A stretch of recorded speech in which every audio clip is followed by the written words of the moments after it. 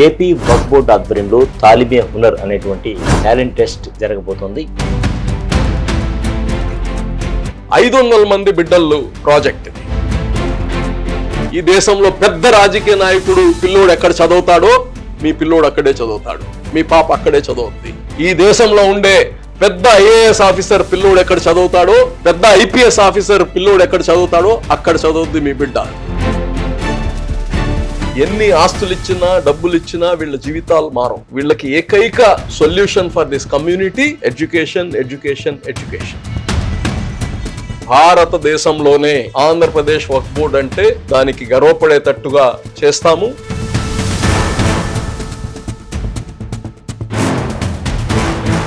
Welcome to sauce TV. నేను మీ అభిద్ హుసేన్. భారతదేశ చరిత్రలో ఎన్నడూ లేని విధంగా ఏపీ వక్ఫ్ బోర్డు ఆధ్వర్యంలో తాలిమే హునర్ అనేటువంటి టాలెంట్ టెస్ట్ జరగబోతోంది.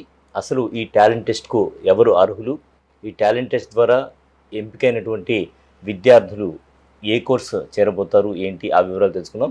నమస్తే sir, welcome to sauce TV. నమస్కారం. సో తాలిమే హునర్ కార్యక్రమాన్ని భారతదేశంలోనే ఎక్కడ లేని విధంగా చేయబోతున్నానని అనౌన్స్మెంట్ అయితే చేశారు. అసలు ఏంటి తాలిమే హునర్, ఎవరు అర్హులు? తాలిమే హునర్ అనేది యాక్చువల్ తాలీం అంటే ఎడ్యుకేషన్, హునర్ అంటే స్కిల్. సో ఆంధ్ర రాష్ట్రంలో ఏపీ వక్ఫ్ బోర్డ్ ఒక వినూత్నమైన ఆలోచన చేసింది. ఈ వక్ఫ్ బోర్డ్ అనేది వెల్ఫేర్ కోసం క్రియేట్ చేసిన బోర్డు. ఇది పూర్వీకులు పెద్దలు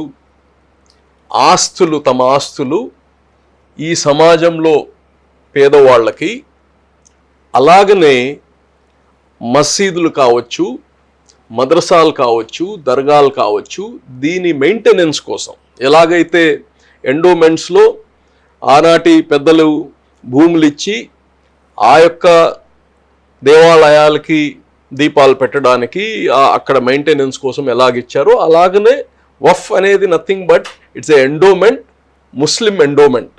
సో ఈ యొక్క ఆలోచన క్రమేణా జీరో అయిపోయింది. ఎందుకంటే ఈ వక్ఫ్ బోర్డులకి ఆదాయ వనరులు లేవు.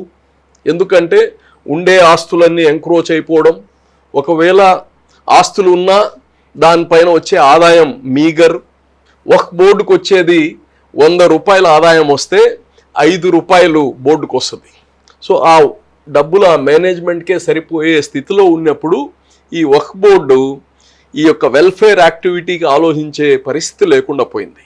అయితే నేను వచ్చిన తర్వాత నేను 2014-19లో కానీ మేయర్గా చేశాను. ఈ సమాజంలో పేదరికంలో ఎక్కువ మగ్గిపోతుండేది ముస్లిం సమాజం కూడా. అయితే మిగతా కొంతమందికి కొన్ని రిజర్వేషన్స్ ఇవన్నీ ఉన్నాయి కాబట్టి వాళ్ళు కొద్దిగా మెరుగ్గా ఉన్నారు మనకన్నా. ముస్లిం సమాజం మరీ ఘోరంగా ఉంది. ఈ సమాజం బాగుపడాలంటే వీళ్ళకి కావాల్సింది విద్య, దాని తర్వాత విద్య, దాని తర్వాత విద్య. ఇది ఒక్కటే. ఎన్ని ఆస్తులు ఇచ్చినా డబ్బులు ఇచ్చినా వీళ్ళ జీవితాలు మారం. వీళ్ళకి ఏకైక solution for this community education, education, education. కాబట్టి నేను గతంలో కానీ మున్సిపల్ స్కూళ్ళు, గవర్నమెంట్ స్కూల్స్లో చదివిన పేద బిడ్డల కోసం నెల్లూరు మున్సిపల్ కార్పొరేషన్లో ఒక రెసిడెన్షియల్ స్కూల్ పెట్టాను, కాలేజ్ పెట్టి ఆ పేద బిడ్డల్ని చదివించాం. ఆ రోజు మంత్రి నారాయణ గారు మున్సిపల్ శాఖ మంత్రి ఉన్నారు. ఆయన యొక్క కాలేజెస్ నుంచి ఆ ఫ్యాకల్టీ కావచ్చు, ఎగ్జామినేషన్ పేపర్ కావచ్చు, ఇవన్నీ వాళ్ళ సొంత నిధులతో పెట్టి నేను వ్యవస్థని నేను ఇవ్వడం, ఆయన దానికి కావాల్సిన వనరులు తను ఇవ్వడం. ఆ బిడ్డలు ఒక సంవత్సరంలో 40 మంది ఎంపీసీకి, 20 మంది బైపీసీకి తీసుకుంటే 60 మంది 100% పాస్ అయ్యారు. ఈరోజు మేబీ మీ ఛానల్ ఎవరైనా చూస్తే వాళ్ళందరూ ఈరోజు ఐఐటీలు, డాక్టర్స్, ఇంజనీర్స్ అయి ఉన్నారు ఈరోజు. అది నాకు ఒక ప్రాక్టికల్గా నేను చేశాను, సక్సెస్ చేశాను కాబట్టి నాకు ఒక కాన్ఫిడెన్స్. మిగతా వాళ్ళు ఇది ఆడ జరగద్ది, మనం చదివిచ్చేది, మనమేంది చదివిచ్చేది అని అనుకోవచ్చు. కానీ నేను పర్సనల్గా ఇన్వాల్వ్ అయ్యి చేశాను కాబట్టి ఈ సమాజానికి అదే సొల్యూషన్. కాబట్టి వక్ఫ్ బోర్డ్ నుంచి ఈరోజు 500 మంది బిడ్డలు ప్రాజెక్ట్ ఇది. Intermediate, junior inter 250, senior inter 250. ఈరోజు ఈ బిడ్డలు కానీ ఆ తల్లిదండ్రులు కానీ చెప్తున్నా, నాకు ఇప్పటికి కొన్ని వందల మంది ఫోన్ చేసి మా ఇంటి దగ్గర నుంచి పోయి చదువుతాడు మా అబ్బాయి, దీనికి ఒప్పుకోవచ్చు కదా అన్నారు. నో, నేను ఇక్కడ తయారు చేసే బిడ్డలు మిజైల్స్. ఇంకా వీళ్ళకి ఇక్కడి నుంచి ఈ చదివిన తర్వాత బయటకు వచ్చి వాళ్ళ జీవితంలో ఈ దేశానికి ఒక ఆస్తిలాగా వెన్నెముకలాగా ఉంటారు, మీ కుటుంబానికి వెన్నెముకలాగా ఉంటారు, సమాజానికి వెన్నెముకలాగా ఉంటారు. అటువంటి బిడ్డల్ని తయారు చేస్తున్నాం. అందుకోసమే ఈరోజు ఈ ఎగ్జామినేషన్ కానీ, ఈ కాలేజీలు కానీ, కార్పొరేట్ కాలేజ్, పేదరికం, చదువుకి పేదరికం అడ్డు ఉండకూడదు, డబ్బులు లేవని అతని భవిష్యత్తు చెడిపోకూడదు. అందుకోసమే బెస్ట్ స్టూడెంట్స్ ఎవరైతే ఉన్నారో ఈ 10వ క్లాస్ చదివి కనీసం మినిమం 75% నుంచి తీసుకున్నాం. యాక్చువల్గా ఇంకా ఈరోజు పిల్లలు 80-90% వచ్చేస్తున్నాయి అందరికీ. అయినా 75% నుంచి బెంచ్ మార్క్ తీసుకొని, మేము చదివేటప్పుడు 75% వచ్చిందంటే డిస్టింక్షన్ కొట్టారు అని చెప్పేవాళ్ళు. ఇప్పుడు అందరూ 90-98% వచ్చేస్తున్నాయి. అయినా 75% నుంచి పేద బిడ్డలు, ధనవంతులకి కాదు ఇది, పేద బిడ్డలు, బీపీఎల్, లో ఇన్కమ్ గ్రూప్, ఎవరైతే సంవత్సరానికి ఒక 8 లక్షల లోపల ఇన్కమ్ ఉందో లో ఇన్కమ్ గ్రూప్ వాళ్ళు, ఆ బిడ్డల్ని తీసుకొని ఎంపీసీ బైపీసీ 2 కార్పొరేట్ కాలేజీలు ఎలాగైతే చైతన్య, నారాయణ ఉన్నాయో అటువంటి దగ్గర రెసిడెన్షియల్, ఇంటి నుంచి పోయి వచ్చేది లేదు. మా ఇంటి పక్కనే ఇప్పుడు కాలేజ్ ఉంది, మా పిల్లోడు ఆడపోతాడు పక్కనే కదా అన్నా ఒప్పుకునేది లేదు. I want them to be నిజంగా ఒక ఆర్మీలో ట్రైన్ అయినట్టు ట్రైన్ అయ్యి ఒక భవిష్యత్తు బిడ్డలకి, భవిష్యత్తు తరానికి ఒక ఎగ్జాంపుల్గా నిలబడాలి ఈ బిడ్డలు. అందుకోసం నేను డబ్బులు ఎక్కువైనా సరే రెసిడెన్షియల్ అంటుండేది. రాజకీయంగా ఏదో మా తెలుగుదేశం పార్టీకో కూటమి పార్టీకి పేరు రావాలని చేస్తుండేది కాదు ఇది. సో అప్పుడు నేను 1000 మందికి చదివించేవాడిని. కానీ ఇప్పుడు రెసిడెన్షియల్గా 250 మంది 250 మందికే చదివిస్తున్నా నేను. 1. 2, ఈ బిడ్డలకి అర్హత ఏంటంటే దే షుడ్ బి ఆంధ్రప్రదేశ్ లోపల ఉండాలి, అంటే రెసిడెంట్ ఆఫ్ ఆంధ్రప్రదేశ్. మీరు ఎక్కడైనా చదవండి, అది నాకు పర్వాలేదు, but you should be resident of Andhra Pradesh.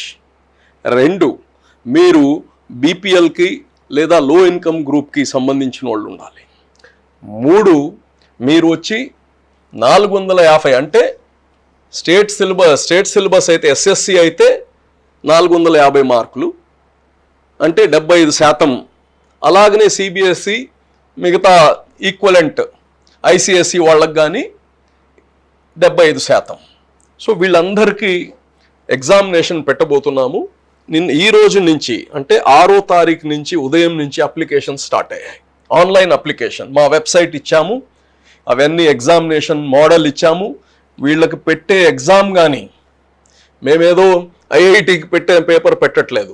నిన్న రాసిన 10వ తరగతి ఎగ్జామ్ నుంచే, 10వ తరగతి సిలబస్ నుంచే మ్యాథ్స్, న్యాచురల్ సైన్స్, ఫిజిక్స్ నుంచి వీళ్ళకి ఎగ్జామ్ పెడతారు. ఎందుకంటే ఎంపీసీ బైపీసీకి మాత్రమే చేస్తున్నాం. చాలామంది చెప్పొచ్చు, ఏమండి ఎంపీసీ బైపీసీ అయినా చదువులు ఇంకేం లేవా అని. కానీ ఇది నేను ఒక పైలట్ ప్రాజెక్ట్ స్టార్ట్ చేస్తాను. ఈ పైలట్ ప్రాజెక్టు భగవంతుడి దయ వల్ల, అల్లా దయ వల్ల ఇది మీ అందరి సహకారంతో ఇది సక్సెస్ అయితే ఇంకా నేను ముఖ్యమంత్రి గారితో మాట్లాడి నేను రిజల్ట్ తీసుకొని ముఖ్యమంత్రి గారి దగ్గర పోవాలని. ఇది రిజల్ట్ బాగా వస్తే ఇంకా అన్ని విధాలుగా పిల్లలకి ఎలాగ చేయాలో ఇవన్నీ చేపిస్తాను. ఈరోజు ఈ బిడ్డలకి ఆన్లైన్లో అప్లై చేసుకుంటే ఈ కానీ సెంటర్స్ ఏదైతే ఉన్నాయో నీకు ఒక క్వశ్చన్లో అన్ని చెప్పేస్తున్నాను. సెలక్షన్ ప్రాసెస్ కూడా పారదర్శకంగా ఉంటుంది. పారదర్శకంగా 100%. No recommendation, 0 recommendation. 0 అంటే 0 రికమెండేషన్. సో అందరు మా బిడ్డలే, ఇంకేముంది రికమెండేషన్. రైట్, అందరు మా బిడ్డలు. ఎవరు బాగా రాస్తే, ఎవరికి మంచి మార్కులు వస్తే వాళ్ళకి, ఎవరికి చదువుకోవాలని తపన ఉందో. ఇప్పుడు చాలామంది నేను చూశాను, గతంలో కానీ నెల్లూరులో అమ్మాయిల కోసం ఒక కాలేజ్ పెట్టాను నేను, డే స్కాలర్. మధ్యాహ్నం భోజనం పెడితే ఇంటి నుంచి తెస్తారు, మా అమ్మాయి ఇంట్లో భోజనమే చేస్తుందని. ఇలాగన్నీ కుదరదు. మనము ఈ దేశం కోసం ఒక వెన్నెముక చేయదలుచుకుంటున్నాం మన బిడ్డల్ని. They should be ready for everything. వాళ్ళు పర్ఫెక్ట్ ఎటువంటి దాన్ని కానీ ఎదుర్కొని జీవితంలో ముందుకు పోయే రకంగా తయారవ్వాలి. కానీ అమ్మ పెడితే తింటుంది అలాగా కుదరదు. అందుకోసమే 100% రెసిడెన్షియలే నేను ఎంకరేజ్ చేస్తున్నాను దీంట్లో. రైట్ సార్, అమ్మాయిలు అనే మాట మాట్లాడారు కాబట్టి అమ్మాయిలకు ఏమైనా రిజర్వేషన్ ఇవ్వడం జరుగుతుందా? 100%. ఇప్పుడు అమ్మాయిల కోసం 33% రిజర్వేషన్ పెట్టాను. ఎందుకంటే I want to encourage them. అలాగని 33కి ఆపను. దాంట్లో అందరూ 250 అమ్మాయిలే మంచి ర్యాంక్ తెచ్చుకుంటే అమ్మాయిలకే అన్ని. But still 33% is reserved for girls. దాంట్లో మేము కానీ ఒక ఏదైతే కేంద్ర ప్రభుత్వం మన రాష్ట్ర ప్రభుత్వం కానీ ఈ రిజర్వేషన్కి ఎంకరేజ్ చేస్తుంది కాబట్టి మేము కానీ 33% అమ్మాయిలకి రిజర్వేషన్ పెట్టడం జరిగింది. రైట్. ఈ స్కీమ్కి సంబంధించి ప్రధానంగా నిధుల సేకరణ అనేది చాలా ఇంపార్టెంట్. సో నిధుల సేకరణ ఏ విధంగా చేయబోతున్నారు? మున్సిపల్ కాలేజీ మీరు అన్నట్టు మీ హయాం తర్వాత పరిస్థితి చూసాము. సో అలా కాకుండా ఈ పైలట్ ప్రాజెక్టుగా చేపడుతున్నారు కాబట్టి భవిష్యత్తులో కూడా మరింత మంది విద్యార్థులకు ఉపయోగపడే విధంగా ఏమైనా ప్రత్యేకంగా చర్యలు తీసుకుంటున్నారు? ఫండమెంటల్గా మీకు ఇందాక చెప్పినట్టు నాకు ఆంధ్రప్రదేశ్లో దాదాపు 10,000 మసీదులు ఉన్నాయి. కొన్ని వందల దర్గాలు ఉన్నాయి. ఈ అన్నిటి ఆబ్జెక్టివ్ ఏంటంటే వెల్ఫేర్.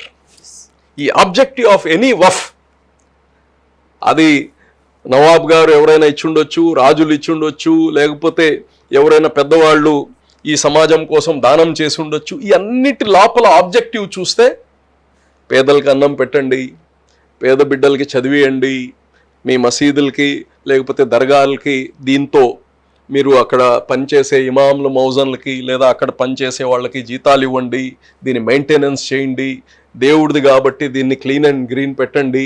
ఇవే ఉంటాయి ఆబ్జెక్టివ్స్. ఈరోజు education is also part of the same objective. కాబట్టి నా దగ్గర డైరెక్ట్ మేనేజ్మెంట్లో అనేక ఇన్స్టిట్యూషన్స్ ఉన్నాయి. వాటి యొక్క నిధులతో ఎవరైతే ఆబ్జెక్టివ్ చదువుకని ఉంటుందో అటువంటి ఇన్స్టిట్యూషన్ ఆబ్జెక్టివ్స్ అన్నీ కూడీకరించుకొని ఇప్పుడు చేస్తున్నాం. ఏదైతే మిగతా అన్ని 10,000 మసీదులు అవి ఉన్నాయో అక్కడ మేము వచ్చిన తర్వాత నుంచి దాదాపు ఒక 300-400 కమిటీస్ని వేయడం జరిగింది. 300-400 మంది ముతువల్లిని వేయడం జరిగింది. వీళ్ళందరూ నాకు ప్రామిస్ చేశారు, మా ఇన్స్టిట్యూషన్ నుంచి మేము ఒక అబ్బాయిని అడాప్ట్ చేసుకుంటాం. ఎలాగైతే చంద్రబాబు నాయుడు గారు P4 అని చెప్పారో, ఈ P4 ఇస్లామిక్ ఫండమెంటల్, అది ఇస్లామిక్ ఫండమెంటల్. సో ఆ మోడల్లోనే అనేక committees they are so happy. మేము మా మసీద్ నుంచి 2 పిల్లలకి మేము స్పాన్సర్ చేస్తాము అని. సో ఇనీషియల్గా ఇట్ ఈస్ ఏ ఆర్గానిక్ వేలో చేస్తున్నాం. వన్స్ ఈ 1 ఇయర్ అయిన తర్వాత దీన్ని మోర్ స్ట్రీమ్ లైన్ చేసి ఒక ఆర్గనైజ్డ్గా చేయబోతాం, ఒక స్ట్రక్చర్గా చేయబోతాం. సో దట్ ఎప్పటికి కానీ ఈ ప్రాజెక్టులు ఆగకుండా సెల్ఫ్ సస్టైన్ అయ్యేటట్టు చేస్తాం. రైట్. ముఖ్యమంత్రి గారి పేరు ప్రస్తావించారు కాబట్టి ముఖ్యమంత్రి చంద్రబాబు నాయుడు గారి సహకారం, ప్రభుత్వ సహకారం లేదా విద్యాశాఖ మంత్రి నారా లోకేష్ గారి సహకారం ఏ విధంగా ఉండబోయేటువంటి అవకాశం ఉంది? వారికి ప్రాజెక్ట్ గురించి ఏమన్నా మీరు చెప్పడం జరిగిందా? వారు ఏమన్నారు? 100%. ఒకటి, ఎప్పుడు కానీ చంద్రబాబు గారు విద్య కోసం ఎక్కడ వెనకాడరు. అలాగనే నారా లోకేష్ గారు ఈరోజు చూస్తున్నారు, మన టీచర్స్ని సింగపూర్కి పంపించారు జస్ట్ టు అండర్స్టాండ్ ఎలాగ ఉన్నాయి అక్కడ స్కూల్స్, ఎలాగ అక్కడ ఫ్యాకల్టీ, ఎలాగ వాళ్ళకి ఏం మెథడ్లో నేర్పిస్తున్నారు. ఎందుకంటే ప్రతిదీ మెథడ్. ఉదాహరణకి మన ఇంట్లో ఏదైనా ఒక కూర చేస్తే పక్క ఊర్లో ఆ కూర మారిపోద్ది, ఇంగ్రీడియంట్స్ అదే, ఆ ఫ్లేవర్ మారిపోద్ది, అక్కడ తినే అలవాట్లు మారిపోతాయి. చదువు కానీ అదే టెక్స్ట్ బుక్ ఒక్కొక్కరు గురువు ఒక్కొక్కరు చెప్తున్నప్పుడు ఆ మెథడ్స్ మారిపోతాయి. అలాగే సింగపూర్లో one of the best, health కావచ్చు, ఎడ్యుకేషన్ కావచ్చు, మల్టీనేషనల్స్ అక్కడ వచ్చి చదువుతారు. సో వాళ్ళ ఎలాగ చదివిస్తున్నారో చూడ్డానికి మన టీచర్లను పంపించారు. సో అలాగ వీళ్ళు ఈ స్కీము ఎవరైనా ముందుకు వస్తారా, వీళ్ళలో ఇట్లాగా చేయాలని ముందుకు వస్తే వాళ్ళు నో అని చెప్పేదే లేదు. దీన్ని మల్టీ ఫోల్డ్స్ చేస్తారు. కానీ ఎప్పుడు కానీ ఒక కమ్యూనిటీ గురించి చేసేటప్పుడు సడన్గా పొలిటికల్ అట్నే ఇన్వాల్వ్ అయిపోతుంది. దాన్ని నీట్గా మోడల్ చేసి దీన్ని స్కేలబుల్ మోడల్ ఇది, ఈరోజు నేను 500 మంది బిడ్డలకి తీస్తున్నాను, ఈ మోడల్లో ఇంత పొటెన్షియల్ ఉంది, ఇంతమంది పేదవాళ్ళకి బెనిఫిట్స్ వస్తున్నాయి, రేపు మన బిడ్డలు వీళ్ళు మంచి స్థాయికి పోతే ఈ రాష్ట్రం కానీ మంచి స్థాయికి పోద్ది. స్కిల్డ్ కావాలి మనకు. ఈ స్కిల్ ఎక్కడి నుంచి వస్తుంది? బెస్ట్ అవుట్ ఆఫ్ బెస్ట్ వస్తే స్కిల్ వస్తుంది. సో ఇదంతా మనం వృధా చేయట్లేదు. ఇది మన సమాజానికి, మన రాష్ట్రానికి, మన దేశానికి మనం ఈరోజు వీళ్ళని నర్చర్ చేస్తున్నాం. కాబట్టి వీళ్ళందరి ఆశీర్వాదాలు, మా మైనార్టీ మంత్రి ఫరూక్ గారి యొక్క ఆశీర్వాదాలు, వీళ్ళందరూ నారా లోకేష్ గారి ఆశీర్వాదాలు, చంద్రబాబు గారి ఆశీర్వాదాలతోనే ఇవన్నీ ముందుకెళ్తున్నాయి. ఇది నేను బాగా చేయగలిగితే, దీని రిజల్ట్స్ బాగా తేగలిగితే ఇది స్కేలబుల్ అయిపోతుంది. కాబట్టి నేను చాలా స్ట్రిక్ట్గా దీన్ని అమలు చేయబోతున్నా. ఈ మీడియా ద్వారా అందరికి చెప్తున్నా, దీంట్లో దయచేసి నో రికమెండేషన్స్, ఎవరు కానీ దీంట్లో ఇన్ఫ్లుయెన్స్ చేసే పనులు చేయొద్దు. ఎందుకంటే the best out of best has to get ఈ ఆపర్చునిటీ. సో ఆన్లైన్లో దరఖాస్తులు చేసుకోవాలి కాబట్టి వెబ్సైట్ ఐడి, అలాగే అప్లికేషన్ల చివరి తేదీ ఆల్రెడీ ప్రారంభమయ్యాయి కాబట్టి చివరి తేదీ, మరి హాల్ టికెట్లు ఎప్పుడు వస్తాయి, అలాగే పరీక్ష ఎప్పుడు ఉంటుంది, దానికి సంబంధించి ప్రాసెస్ ఏమన్నా? ఇప్పుడు యాక్చువల్గా ఈరోజు 6వ తారీఖు ఉదయం 8 గంటల నుంచి స్టార్ట్ అయింది వెబ్సైటు. ఇప్పటికి నాకు తెలిసి 900 అప్లికేషన్స్ అయిపోయి ఉన్నాయి. 12వ తారీఖు మిడ్-నైట్ దాకా ఇది స్లాట్ ఓపెన్ ఉంటుంది, ఎవరు కానీ అప్లై చేసుకోవచ్చు. దీని అప్లైకి ఆల్రెడీ చెప్పాను, 75% మినిమం ఉండాలి, బీపీఎల్ ఉండాలి, లేదా లో ఇన్కమ్ గ్రూప్ వాళ్ళు ఉండాలి. సో 12వ తారీఖు మిడ్-నైట్ దాకా ఇది అక్కడికి కట్ ఆఫ్ అయిపోద్ది.